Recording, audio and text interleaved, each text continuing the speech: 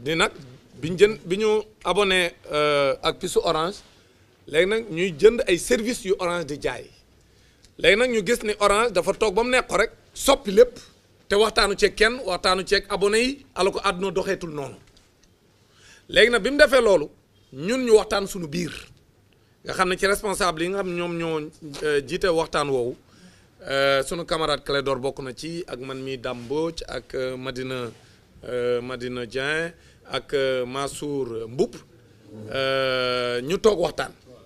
pour ni léegi ñun lii nga xam ni Orange def na ko waruñu seetaan sénégalais yi parce que bu ku nekk toogee ni man mën naa jënd pass bi même bu dee dañ ko ful ba mu jéggi day wa man mën naa ko te du ma xool ñi nga xam ne mënuñu ko te nekk ci réew mi te ëpp fi kooku kilifa du doxe noonu moo tax ñun ñu ni nañ dajaloo suñu doole parce que Orange dafa profité ci tabaski bi bàyyi ba nit ñi nekk di jëndi ay tissus ak di préparer seen i xar ñu gaawantu jàllale décision yi pour que nit ñi duñ ko tal ñun bëgg leen won ne ñun tal nañ ko parce que sunu askan daf ñu ñor mun ñu nangu nekk ci réew moo xam ni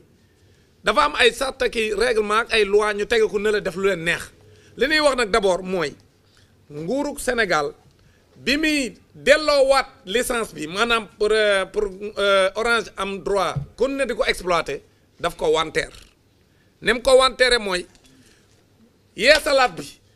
ak 4G bi nga xam ne moom la ko jaay lépp boo ko boolee téeméeri milliards rek la alors que réew yu nu jegee ngi nii jaayee seen 4G kese ñaar téeméeri milliards comme Côte d'Ivoire loolu njombe la beneen bi nag mooy ñoom ci Illimix yi nga xam ne moom lañ laal soppi ko ba noppi bëgg a naan xelu sénégalais yi gëm loo leen ni li ñuy def ci seen intérêt lañ koy def loolu lañ bëgg a leeral sénégalais yi ne du dëgg ndaxte buñ jëlee Illimix bi ci ba nga xam ne sii woon na lool ndax sénégalais yëpp bëggoon nañ ko mooy Illimix bi nga xam ni ñaar téeméer la ak juróom-ñeent fukk Illimix bi nga xam ne ñaar téeméer la ak juróom-ñeent fukk Illimix boobu boo ko daan jënd ci Orange daan nga mën a woote ñeenti waxtu yu toftal fukki minute fukki simili léegi nag loolu lañ dem yokk ko léegi ba nga xam ne léegi nekk na juróom-ñeenti téeméer léegi nag juróom-ñeenti téeméer yooyu ñu ko yóbbu jële ko ñaar téeméer ak juróom-ñeent fukk yóbbu ko juróom-ñeenti téeméer léegi nag juróom-ñeenti téeméer yooyu kon yokk nañ ci juróomi téeméer ak ñaar fukk léegi juróomi téeméer ak ñaar fukk yooyu ñu ci yokk taxul mu feeñ ci li nga xam ne mooy waxtu ya nga daan woote ndaxte fee yaa ngi doon joxe ñaar téeméer ak juróom-ñeent fukk di woote ñeenti waxtu yu teg fukki minute léegi nag dangaa yokk juróomi téeméer yu teg nit ba pare léegi nag ñun lay waxtu ya nga daan woote léegi juróomi waxtu kese la maanaam ñu yokk ca juróom fukki minute xam nga yëpp nit ñi weesuwul loolu ba noppi nag gëmloo nit ñu léegi yéen lii may def ci seen intérêt laa koy def beneen bi nag mooy bi nga xam ne moo nekkoon junni ak juróom-ñeent fukk mi ngi doon permettre ki ko jënd woote fukki waxtu ak juróom léegi nag loolu nga xam ne moom junneeg juróom-ñeent fukk donc junneeg juróom-ñeent fukk yi da nga daan mën a woote fukki waxtu ak juróom léegi loolu lañ yóbbu junni ak juróomi téeméer bi ñu ko yóbboo junni ak juróomi téeméer au lieu ñu yokk waxtu ya nga daan woote ñu daal di koy wàññi ne léegi fukki waxtu ak juróom nga daan woote ca junni ba ak juróom-ñeent fukk yi maintenant léegi fukki waxtu rek ngay woote dootul nekk fukki waxtu ak juróom te xaalis bi yokk na ñu ne nag Orange daf ñoo yëpp te loolu defu ko réew boo demee France junneeg ñetti téeméer boo ko amee weer wi yëpp da ngay woote amul fenn fu lay yemale weer wi tant que weer wi jeexul boo jëndee junni ak ñetti téeméer da ngay woote ba weer wi jeex SMS tamit dan la koy may ba noppi dañ lay jox fanweeri giga pour ngay connecté wu doo ko mën a jeexal sax mais Sénégal ñu ne léegi ñun junni ak juróomi téeméer yi nga xam moom lan la jox yow boo wootee fukki waxtu jeex na nga xam mën koo woote ci benn bis bu ko defee nga xam ne foo toogee ñetti fan rek ñuy woote lu bari ñetti fan yu nekk ñu renouveler ko ñun leen loolu mënut a nekk léegi nag lii mooy njombeli léegi nag ñun li ñuy wax mooy Sénégal njàppum jaam lañ fi bëgg a andiwaat suñuy maam dañ leen a jàppoon jaam mais ñun nag kenn mun ñu kon ne dañu jàpp jaam léegi loolu moo tax lañ jàppoon suñuy maam jaam nag dañ koo defoon mu fës bii nag léegi ci xarala yi lañ ko bëgg a jaare pour jàpp ñu jaam imposer ñu leen neex ñu ne nag mbuumu jaam gi day dog jot nañu taxaw fipp ñun sénégalais yi parce que nguurug Sénégal ngurug wu yaa la ñoom dañoo dem ànd ak Orange jaay ko sunum réew jox ko li ëpp doole ci réew mi ba noppi di ko aar satellite bi ñoom ñoo ko yore seeni wujj yi nekk ci biir mbir mi ñoom ñoo leen di daggal fu ñuy jaar waaw kon nag yow li ko olof yi di waxee ku say wujj di sëlëm doo set léegi nag moo tax di yàqal seeni wujj ba noppi nag gouvernement bi nekk fi yore ARTP mi nga xam ne moo waroon a tëdd njaaxaanaay ñoom ñëpp ku ci nekk mu teg la ci yoon ku nar a yokk mun la doo yokk mais bu dee Orange mu ne ko yokkal ku nar a wàññil abonné yi mun la doo ko wàññi parce que day bañ abonné yi daw dem ci kooku kon nag ñoom dañoo dem teg Orange teg seenu mbër ni ko doo bëree kenn lépp loo bëgg waxal képp ku ñëw daal la jox licence waaye duñ la may doole ñu ne loolu nag dafa war a dakk moo tax ñu ne Sénégal mbuumu jàmm gi dafa war a dog loolu nag comme ñun xaaruñu ko ci nguurug Sénégal parce que nguurug président Macky Sall nguurug wuyaa la moom jaay na réew mi tubaab yi dem na jox ko Orange ni ko yow léegi loola neex defal léegi nag ñun loolu lañ bëgg mbuumu jaam googu sénégalais yi daggal ko seen bopp moo tax ñu ni bu tabaski bi jàllee incha allah dinañ installer ay cellules partout pour di gën a yee sénégalais yi ci li nga xam ne dañ leen a bëgg a noot parce que ñetti milliards yu toftalu ñaari téeméeri millions mooy xaalis biy dugg ci gafak ak Orange bés bu ne bés bi yàlla sàkk loolu dinañ dugg ci jële ci poste sénégalais yi léegi nag sénégalais yi lañ bëgg ñu téye seen xaalis ñoom ñëpp bu fekkee Orange mënut a deltu ginnaaw ci lii nga xam ne ñun dañuy xeex ak moom te duñ dellu ginnaaw ñun bu ko mënul ñun sénégalais yëpp dañoo bëgg ñu organiser leen ñu def opération toxu ñëpp toxu abal leen bu ko defee ñu bàyyee la nag seen gouvernement Sénégal bi nga moom ñoo ma ànd ñun sénégalais yi ñu téye suñu xaalis dem bokki beneen opérateur boo xam mi ngi ci réew mi même bu dee service ba yemul comme Orange parce que ñoom ñoo yore service bi di def lu leen neex mais nag dignité mbéjum kanam borom moo koy fajal boppam sénégalais yi dañoo bëgg ñu am seen fulla ak seen fayda bañ a xool ni man kee moo ëpp doole wala kee moom moo gën a baax le réseau aujourd'hui ku la bëgg a not def la jaam da ngay taxaw fipp jot na luñ nag ñun waa rassemblement abonné Orange yi fipp boobu lañ bëgg sénégalais yi def ko ci loolu lañ nekk te incha allah dinañ teg plan d'action boo xam dañ koy encadrer sensibiliser sénégalais yi wàcc ci quartier yi na ne sénégalais yi na rang yi jub dem leen ci yeneen opérateurs yi na rang yi jub ngeen taxaw foofa changer seen i puce ba noppi nag dem bokk ci yeneen opérateur loolu lañ bëgg sénégalais yi def ko. Nous exigeons de tous les opérateurs le respect des consommateurs, c'est-à-dire quand on souscrit à un abonnement d'une semaine,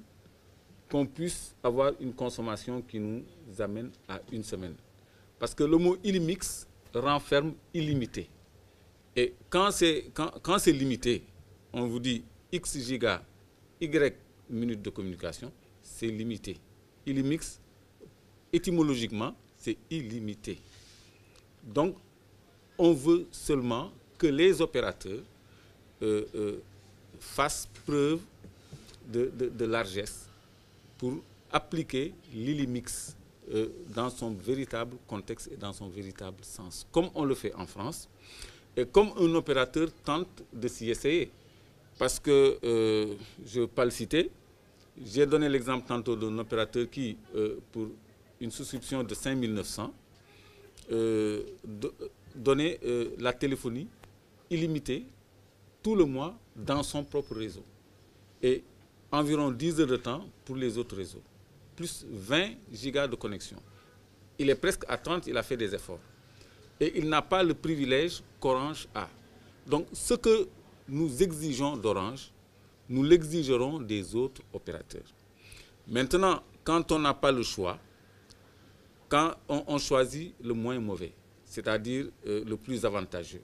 parce que je crois que cet opérateur offre plus d'avantages qu'Orange. Donc, ce que Orange fait de façon malhonnête, c'est qu'il a la possibilité, par le contrôle du 221 de notre indicatif satellitaire, d'altérer la qualité du réseau de ses concurrents. Même de ses concurrents en transfert d'argent. Parce que des fois, il y a des sociétés de transfert d'argent qui voient le réseau bloqué et ça, c'est très suspicieux. Donc, c'est pour ça qu'on a souhaité que notre ministère de la Communication gère lui-même cet instrument de souveraineté qui est notre indicatif satellitaire. et il y va même de notre sécurité, parce que c'est une structure qui est gérée et gardée par l'armée nationale et qui se trouve à Toglou. Donc, un instrument comme ça, c'est même pas normal de le mettre entre les mains d'étrangers, parce qu'il s'agit de souveraineté. Donc, nous attendons des autres opérateurs la même chose que nous exigeons d'Orange. Donc, la dernière question de RFM complète justement ma réponse, c'est-à-dire jusqu'où sommes-nous prêts à aller dans cette lutte. Jusqu'à gain de cause. Ce que nous appelons gain de cause, c'est que les opérateurs, au-delà de Orange, se conforment à l'esprit de l'ILIMIX qu'ils proposent. C'est-à-dire que les formules reflètent l'ILIMIX, aussi bien dans l'offre téléphonique que l'offre Internet. Parce que, comme on le disait tantôt, comme M. Mboub l'a dit, une fois que les infrastructures sont installées, il n'y a qu'un entretien de réseau. C'est le temps qu'on vous facture. Et tout ce qu'on vous facture, c'est notre signal, c'est nos fréquences, c'est notre réseau, c'est notre ressource. C'est de la ressource aussi. Parce que de plus en plus, l'économie devient numérique. Donc cet instrument doit être géré par l'État souverain et ne doit pas être laissé entre les mains d'opérateurs privés. Vous allez à l'ambassade de France pour chercher un visa, vos frais de visa, vous les payez par Orange Money. Pourquoi? C'est du parti pris. Donc pour éviter tout cela, je crois qu'il faut que les instruments de régulation comme l'ARTP jouent pleinement leur rôle. Comme il y a un vide à ce niveau, nous allons faire une jonction avec toutes les plateformes. Nous allons entraîner les consommateurs dans une posture de souveraineté pour leur faire prendre conscience de leur importance et de leur poids, parce que sans eux, il n'y a pas de milliards à Sonatel. Sans eux, il n'y a pas de milliards pour les autres opérateurs. Et une fois qu'on l'aura compris, on pèsera sur la balance, quitte à changer d'opérateur. Parce que ça ne doit pas se passer dès le départ, parce qu'on parle tantôt de l'opération Gadaï après les fêtes de Tabaski. Aujourd'hui, en tant que consommateur,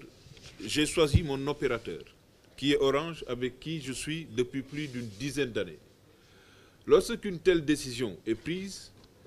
j'ai la latitude de la contester, parce que cela va à l'encontre de mes intérêts. Il y va de même pour les autres consommateurs. Aujourd'hui, c'est nous qui faisons le chiffre d'affaires d'Orange. C'est une entreprise qui fait 100 milliards de chiffre d'affaires, de profit par an. 100 milliards, ce n'est pas 100 000 francs, c'est beaucoup d'argent. Et ces fonds-là sont rapatriés. S'il faut, en plus de ça, qu'ils profitent pour polluer le peuple, je crois qu'il est légitime pour le peuple de se lever et de se dresser. Se lever et se dresser ne signifie pas forcément aller en guerre ou aller en conflit contre quelque opérateur que ce soit. Nous avons un pays souverain, il y a des Sénégalais en France, tout comme il y a des Français au Sénégal. Donc, de la même manière qu'ils défendent leurs intérêts chez eux, nous avons la liberté également de défendre nos intérêts et surtout auprès de nos autorités. Parce que Orange n'est pas la seule fautive. Le responsable en chef, je l'ai dit tantôt, c'est l'État du Sénégal. Parce que n'oubliez pas que l'État est actionnaire à hauteur de 24% dans Orange. L'État, Orange, présente son bilan annuellement à l'État du Sénégal. Donc tout ce qui se passe sous la barbe du pouvoir. Et donc, Orange, à mon avis, représente un moindre mal dans cette affaire-là. Parce que c'est l'État du Sénégal qui détient la souveraineté. C'est l'État qui a transféré ses parts à Orange.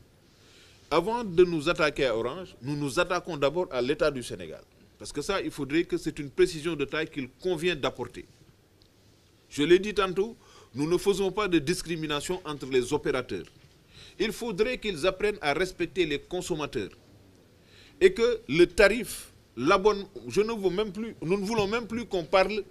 des concepts d'Illimix. Nous voulons aller vers un abonnement mensuel, un abonnement quotidien ou bien un abonnement hebdomadaire. Lorsqu'un Sénégalais souscrit à un abonnement hebdomadaire, il doit jouir d'Internet et du téléphone pendant une semaine. Lorsqu'il souscrit à un abonnement mensuel, il doit jouir d'Internet et de son téléphone pendant un mois. Maintenant, il appartient aux opérateurs de se battre sur le plan tarifaire pour pouvoir survivre. Mais nous n'accepterons pas de subir la loi des opérateurs de téléphonie. C'est cela notre